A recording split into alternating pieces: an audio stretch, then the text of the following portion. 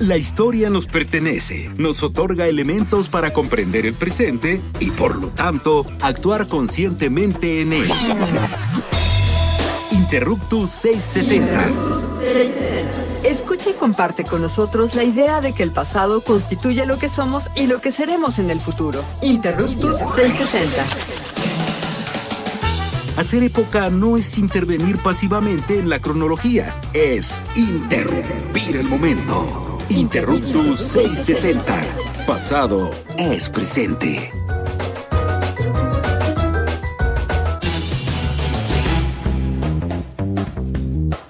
Hola, les damos la bienvenida a Interruptus 660. Pasado es presente, su programa de divulgación y reflexión sobre historia. El día de hoy estoy muy contento porque vamos a platicar sobre las reformas agrarias en México durante el siglo XX, un tema muy relevante para un país como el nuestro, que buena parte de su territorio está dedicado al campo. Pero antes que nada, quisiera presentar a quienes me acompañan como parte del equipo de Interruptus. Carla, ¿cómo estás? Hola Emiliano, muy contenta como siempre de estar en esta emisión aquí en el Instituto Mexicano de la Radio. También está Misael Chaboya. Hola, ¿cómo estás? Hola, muy bien. Yo contento de que vamos a hablar de algo bien terrenal.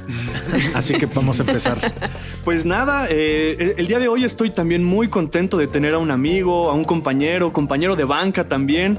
Él es Luis Jiménez Segura, licenciado en Historia por la UNAM y actualmente estudia la maestría en el Instituto Mora. Y bueno, con él vamos a conversar sobre la historia de las reformas agrarias en México. ¿Cómo estás, Luis? Pues bien, yo estoy muy bien, muy emocionado también de estar aquí con ustedes tres y pues como dices ahorita tú, Misael, para hablar de un tema terrenal. Exacto, bienvenido. Gracias. Bueno, Luis, pues vamos a entrarle de lleno al tema y para hablar sobre las reformas agrarias me gustaría referirme a uno de los mitos o hitos más importantes o relevantes sobre el tema agrario y bueno, esto es la Revolución Mexicana. Una pregunta que me gustaría hacerte es ¿cuáles son las demandas que tienen los distintos ejércitos revolucionarios durante esa época? Sabemos que se levantaron en el sur, en el norte, pero bueno, me gustaría que ahondara sobre cuáles son estas demandas y también en qué se terminan de cristalizar. Sí, bueno, ahí hay que considerar varios elementos e implica pensar que entendemos que fue la Revolución Mexicana como un movimiento social iniciado en 1910, ¿no? Un factor clave es que en el momento inicial, el que se considera el hito, es la proclamación del Plan de San Luis Potosí de Francisco I. Madero, en donde en el artículo 3 él lo que dice es que se van a restituir las tierras a quienes se les usurpó a raíz de una ley previa, que es la de 1856. Entonces, a mi parecer, lo que considero el primer mito es que la revolución tenía el programa de restituir tierras. Sin embargo, esto implica pensar que Madero es el líder y el símbolo único de la revolución. Mucha gente se suma, la gente del medio rural, al movimiento con la esperanza de obtener tierras o de recuperar las que les fueron usurpadas a lo largo de los siglos previos, ¿no? Décadas. Es un tema amplio, ¿no? Es decir, también otro de los mitos que en realidad hay todavía que estudiar a fondo, no porque no haya sido cierto, es el del despojo. Es decir, el despojo ocurrió, pero las formas en las que operó ese despojo se asumía que únicamente eran justamente a partir de la ley de 1856, la ley Lerdo famosa. Y hay que considerar que cuando hablamos de reforma agraria, la ley Lerdo fue una reforma agraria, y fue una reforma fiscal. Que es que esa trataba de los terrenos baldíos, ¿no? Y de manos muertas, si no me equivoco. Sí, propiamente esa era la de desamortización. Uh-huh. Después vinieron las de terrenos baldíos, manos muertas, creo que es de 1869, luego 1894, años más, años menos, pero sí, al final de cuentas lo que se está haciendo con esas leyes es un proceso de privatización de la tierra durante la segunda mitad. Sí, de hacer pequeña propiedad privada, ¿no? Sí, exactamente. Entonces, pues lo que la revolución maderista y después constitucionalista, liderada por Venustiano Carranza, proponen, un poco también por las presiones sociales, es restituir a propietarios, a pequeños propietarios individuales, claro, ¿no? Entonces, ahí hay un tema que hay que considerar que muchas de estas demandas eran demandas colectivas, ¿no? Por ejemplo, la del Ejército Libertador del Sur, de los zapatistas, eran demandas colectivas en tanto que los pueblos eran entidades colectivas que desde el periodo colonial tenían propiedad colectiva para sus pueblos y eso era en parte lo que se quería recuperar, ¿no? Entonces, con el desarrollo del mismo movimiento armado y de los distintos procesos, pues, ¿cómo decirles? En este momento constituyentes, podríamos decir, lo que se está viendo es cómo este es un problema que tiene una dimensión social, económica, política y que necesita de alguna forma una renovación legal o, dicho de otra forma, una nueva constitución. que con el constituyente justo de 1916 y 1917 decanta en uno de los artículos más significativos, que es el artículo 27 constitucional. Y hay que considerar de cierta forma como a la vez es una discusión que se planta sobre la constitución previa de 1857, a la vez que los distintos programas políticos que confluyeron en el constituyente de 16-17, como fueron también representantes del movimiento zapatista, de distintos movimientos, o sea, de los constitucionalistas, etcétera, fue algo que derivó en última instancia también en una consolidación política de esta nueva constitución, a la vez que seguía la guerra en curso, claro, ¿no? Eso es algo que hay que considerar, y que otro elemento que hay que tener en cuenta es que al ser una constitución de este tipo, lo que se propone es un programa a nivel nacional. Y sin embargo, a lo que se estaba enfrentando la situación de la tenencia de la tierra era una realidad regional. Es decir, en el norte era una situación, la situación de las tierras era muy distinta a la situación del centro y a la situación del sur, ¿no? Entonces, eso es un factor que hay que considerar al concebir y al entender que este es un programa que tiene una propuesta nacional con realidades locales, ¿no? Eso está bien interesante porque lo que nos deja ver es cómo pues hay una diferencia entre la teoría y la práctica, ¿no? Cuando se plantea en la Constitución liberal, pues que viene desde sus raíces en 1824, pues hablan de crear una sociedad de pequeños propietarios. Ese es el ideal liberal, pero en realidad en nuestro país eso nunca fue posible, y pues los pueblos que tienen una tradición indígena pues antiquísima tenían un trabajo comunal de la tierra, que lo vemos hasta la actualidad, los tequios, las comunidades que tienen lazos muy estrechos y todos en relación con el campo. Entonces, yo creo que pues estaría muy bueno que nos platicaras cómo se va creando ya la concepción de la propiedad comunal, que en su momento, sobre todo con el cardenismo, lo tenemos muy presente con el ejido, ¿no? Entonces, digamos que la revolución sí plantea una modificación de ese esquema liberal a rajatabla que se había implementado, pues no exitosamente en nuestro país. ¿Tú cómo ves? Sí, bueno, son creo que los dos grandes temas en torno al mundo agrario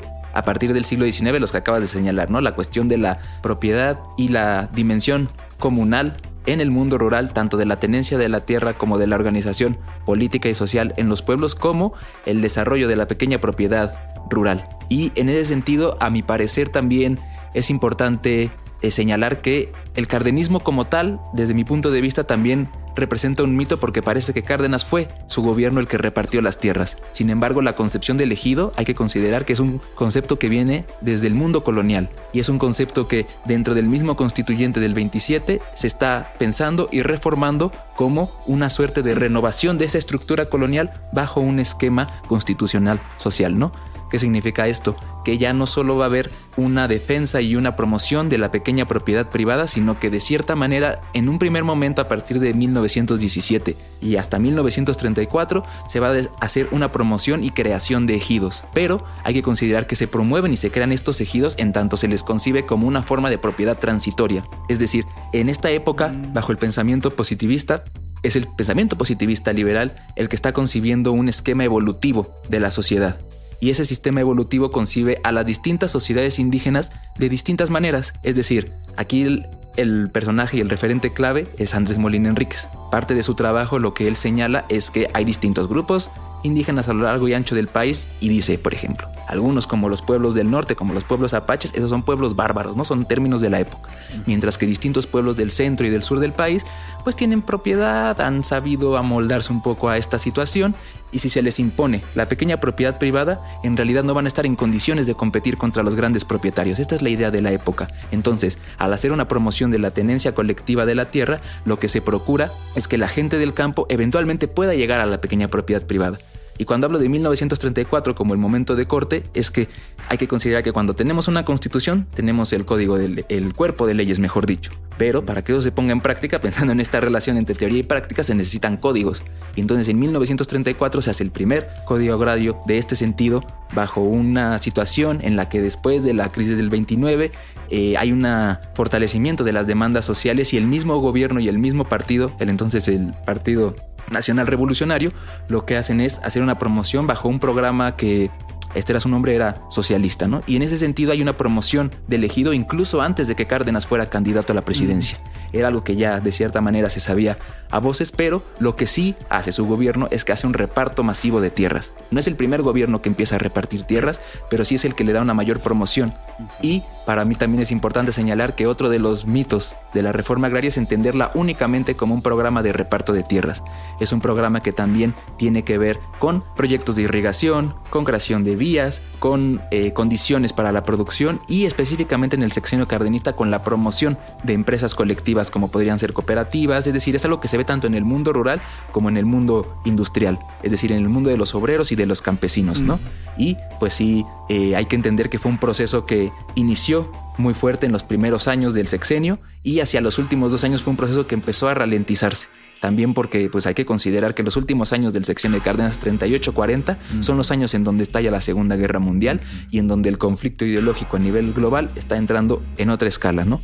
Y al final de cuentas, México no podía seguir con un programa socialista tan fuerte en este contexto. Muy bien, bueno, pues seguiremos hablando justamente de esto. Vamos a hacer todo un recorrido panorámico sobre las reformas agrarias a lo largo del siglo XX. Vámonos a corte y recuerden que estamos platicando con nuestro amigo y querido colega también, Luis Jiménez. Y no olviden escribirnos a las redes sociales de Interruptus y también, por supuesto, a las redes sociales de Ciudadana 660. Volvemos en unos minutos.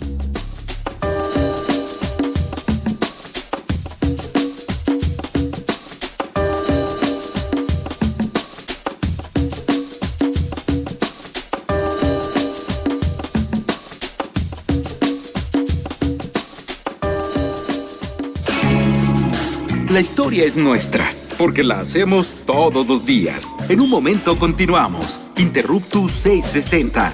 Pasado es presente.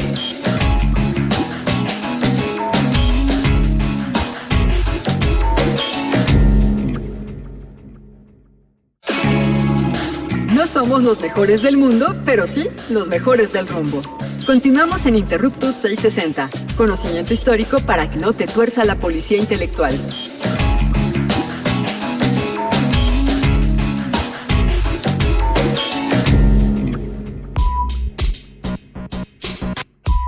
Bien, estamos de vuelta aquí en Interruptus 660, el pasado es presente, y conversamos con el historiador Luis Jiménez Segura sobre las reformas agrarias en el siglo XX mexicano. Y bueno, Luis, nos comentabas antes del corte que pues justamente tiene que ver mucho la idea de que Lázaro Cárdenas y su gobierno hacen un gran reparto agrario, ¿no? Y bueno, pues yo creo que es uno de los hitos también de la historia de nuestro país, ¿no? La idea del Tata Cárdenas como una persona interesada justamente en cumplir una de las promesas de la Revolución Mexicana, con vaivenes, por supuesto, ¿no? En nuestro país es sumamente complejo, no es que todos los pueblos de pronto tuvieran las mejores tierras, y de pronto me viene a la cabeza incluso uno de los cuentos de Juan Rulfo, Nos han dado la tierra, justamente, que habla de un reparto agrario que no siempre es de las mejores maneras posibles, ¿no? Bueno, pasando un poco justamente este trayecto, ya nos hablabas del estallido de la Segunda Guerra Mundial, que vuelve a reordenar justamente las cuestiones ideológicas en cuanto al reparto agrario, ¿no? No es algo que solo sucediera en México. Creo que de manera importante una mirada que tiene México antes del cardenismo es voltear a ver a la Unión de Repúblicas Socialistas Soviéticas y todo su programa agrario. Bueno, me parece que ya en la década de los 40, después del cardenismo, pues hay un viraje justamente que se interesa por la industrialización de las ciudades, ¿no? Y quizá una especie de paulatino abandono del campo, se empieza a petrolizar la economía mexicana. Y finalmente esto genera pues un cambio abrupto, no sé, quizá tú nos puedas decir, ¿cómo lo podrías entender? ¿Cómo es que se abandona este proyecto posrevolucionario, revolucionario del agrarismo? Bueno, ahí hay un factor interesante que es distinguir entre agrarismo y reforma agraria. La reforma agraria fue un proceso que tradicionalmente se asume de forma muy tajante, que empieza en 1915 y acaba en 1992. Y esto es importante considerarlo nuevamente, volviendo un poco a hablar de la Constitución. ¿A quiénes son los actores de esa reforma agraria, no? Que duró un montón de tiempo. Sí, fue mucho tiempo. Muchas y además décadas. Hay que considerar que hay 2 elementos. Uno, el primero, que la nación es la titular sobre las tierras. y es la nación la única que puede dar y recibir tierras a partir de sus representantes, a partir de sus gobernantes, y propiamente quien es la máxima autoridad agraria del país a partir de la Constitución de 1917 es el titular del Poder Ejecutivo Federal, en otras palabras, el presidente. Entonces, al ser un programa que se propone con esta escala, con estos personajes, con estos sujetos, son los presidentes quienes en última instancia daban decretos presidenciales. Exacto, daban y quitaban la tierra en este sentido, porque eso también, es decir, no sacas la tierra de donde sea, hay procesos de expropiación, hay procesos de nacionalización que se llevan a lo largo de estos años, y algo que sí es importante diferenciar es que, como tú señalabas, hay una idea de que hay un abandono del campo, pero no hay como tal un abandono de la reforma agraria. Sí hay una ralentización y sí hay que considerar que lo destacado del proyecto de cardenista no es tanto el reparto de tierras, sino su masividad. Es decir, es un gobierno para las masas en ese sentido y se propone así. Y en última instancia, lo que sí sucede a partir de las décadas posteriores es que hay un también proceso de parte de distintos grupos sociales en torno a constreñir los límites de esta reforma agraria, ¿no? Y es importante considerar, algo que no mencioné hace rato, es que el factor que da un cambio también previo al gobierno, al inicio del gobierno de Cárdenas, es que los ejidos, que yo les había dicho en este momento, antes eran una forma de tenencia de la tierra, ¿cómo decirlo?, provisional, a partir del 34 y en adelante se vuelve definitiva. Entonces la gente lo que hace es que quiere la definitividad de sus tierras. Hay que entender que la reforma no es tanto el ejercicio únicamente del Estado, sino cómo los distintos pueblos solicitan y reclaman su derecho a la tierra. Es un asunto legal que en última instancia, en las décadas de 40, 50, se ve ralentizado, ¿no? Y algo que también hay que entender es que ciertamente un pueblo iniciaba su proceso de solicitud de tierras y ese proceso podía demorar entre 10 y 40 años. No es algo que fuera expedito, es decir, Cárdenas bien podía haber dado el aval, pero el proyecto, a lo mejor, la entrega de las tierras se pudo haber a lo mejor dado en el sexenio siguiente con Manuel Ávila Camacho o en el siguiente con Miguel Alemán Valdés. Yo me he enfrentado a un caso en el que encontré que un pueblo inicia su solicitud en 1934 y hasta 1951 les responden que no les van a dar la tierra. Que no pasa. Básicamente, imagínense 15 años, 16 esperando una resolución. Que además eso implica dinero para los pueblos, ¿no? Claro, sí, de gestión. Casos. Exacto. Y implica acercarse a abogados. Es decir, a lo largo del proceso hay muchos actores que no conocemos, ¿no? En las primeras décadas había un agente de gobierno, por ejemplo, que era el procurador de pueblos. Era alguien que acompañaba a los pueblos y que tenía un conocimiento legal del asunto y les daba esa orientación legal. Fue un papel que con el tiempo desapareció. Con el tiempo aparecieron hacia las décadas de los 70 distintas consultorías agrarias. Es decir, hay muchos actores que desconocemos de este proceso y que, vaya, después de la Segunda Guerra Mundial y con este proceso que tú señalas de industrialización, se da en un contexto también en el que se ha dado a llamar el milagro mexicano, ¿no? Ustedes lo conocen. En ese sentido, se habla de que hubo un crecimiento muy amplio de la economía, que a México le estaba yendo muy bien en todos los ámbitos y durante algunos años al campo le iba bien, ¿no? Y en ese sentido, la reforma agraria procuraba dos cosas. Por un lado, el abasto de mercancías para el consumo cotidiano de las personas y, en segundo lugar, el abasto a la industria. Es decir, era un sector que se orientó a sostener este proceso de industrialización, ¿no? Entonces, de cierta manera, era un engrane clave que con el tiempo, pues se fue, podríamos decirlo rápido, se fue desgastando a lo largo de un periodo de 20 años, pero en esos primeros años también hay que considerar distintos elementos, que es una economía que también lo que hace es producir para el interior, pero tiene algunos productos clave que se exportan, como podían ser en esta época el algodón, que hay que considerar es un producto agrícola, es una materia prima. Entonces, al final de cuentas, dicho de forma aún más sintética, procurándolo, la reforma agraria procuraba ese abasto de materias primas en este proceso de industrialización después de la posguerra.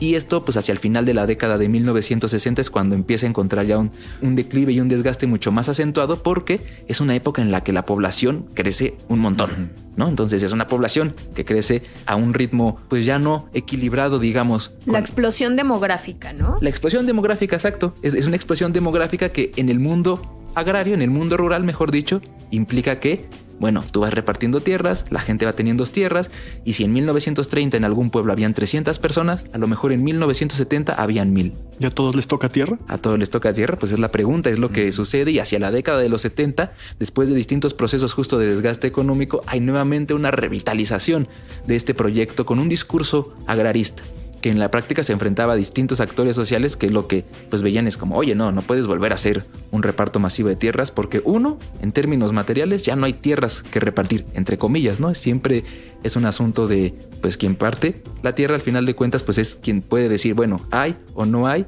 Y en última instancia, los mismos pueblos pueden decir, oye, pues ya no hay, o sí hay, o yo quiero esas, pero es que esas son de ellos. Y en realidad es el conflicto, a mi parecer, un poco de nunca acabar, porque es una cuestión que tiene que ver con la idea de la propiedad. Oye, Luis, justo para este momento me gustaría que abordáramos el tema del neoliberalismo y las reformas agrarias. Me gustaría que nos dieras algunas reflexiones sobre qué lugar tenía el campo y las reformas agrarias en un proyecto político, económico como el neoliberalismo que busca el adelgazamiento del Estado, ¿no? Se destruyen todas estas propuestas que se venían gestando a lo largo del siglo XX, se transforman. ¿Qué sucede con eso, con ese periodo? Bueno, sí, a mi parecer, tomando las palabras que tú dices, yo digo se transforman.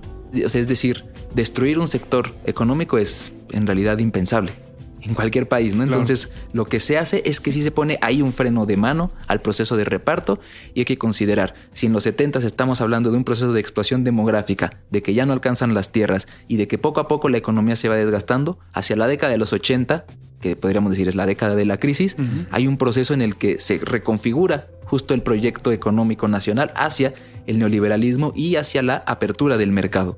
En ese sentido, lo que pasa con la reforma agraria son varios puntos, ¿no? Porque yo les digo, no solo es la cuestión del reparto de tierras, es también créditos a la producción, puede ser también proyectos de irrigación que en esta época cada vez son menores. Los tipos de productos que se están también generando, ¿no? Sí, el tipo de productos, las garantías a la producción, las garantías a la comercialización, el poder almacenarlo y que siga o no siendo un factor de seguridad alimentaria, que es algo que se empieza a hablar en estas décadas. O incluso la llegada de más productos del extranjero con el Tratado de Libre Comercio. O también la relación de los campesinos con la tierra, ¿no? No es de a gratis que en este momento surge el ejército zapatista en Chiapas, ¿no? O sea, al final también hay una reacción con la sociedad con respecto a estas políticas económicas. Sí, creo que de forma sucinta hay como estos dos grandes hitos, ¿no? Que uno es la reforma al artículo 27 de 1992, que ahí sí lo que hace es clausurar el reparto de tierras, argumentando que fue un éxito.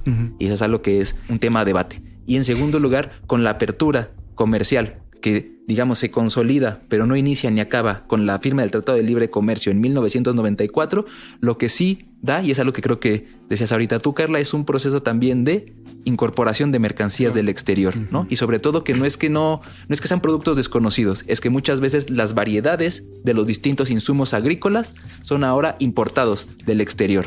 Es decir, si antes yo conozco un caso, antes se sembraban papas de cáscara roja, se dejaron de sembrar y se empezaron a importar papas de cáscara blanca, que son las que se utilizan para las papas fritas, papas a la francesa, y que son las que hoy en día conocemos y desconocemos todo ese pasado agrícola y agrario. Y la neoliberalización de la alimentación en México, que acarrea un montón de enfermedades. Bueno, papitas. Exacto. Luis, muchas gracias. Se nos acabó el tiempo. Te agradecemos por haber estado aquí con nosotros. Gracias, Luis, de verdad. No, gracias a ustedes. Ha sido muy grato platicar. Muy interesante. Y también, bueno, quiero dar las gracias a Emiliano. No, muchas gracias a todas y todas las personas que nos escucharon, y gracias a mi amigo Luis. Y también a Carla por estar acá en este programa también. Gracias, Luis, Emiliano, Misael. Gran programa. Y finalmente, bueno, agradecemos como siempre al Instituto Mexicano de la Radio por este espacio, Radio Pública, y por supuesto en los controles técnicos al buen Julio Aguilar y nuestro productor estrella Hernán Nájera por hacer posible este programa. Escúchenos cada lunes a las 4 de la tarde. Recuerden escribirnos a nuestras redes sociales, también a las redes sociales de Ciudadana 660. Nos vemos, que estén muy bien. Adiós. Adiós.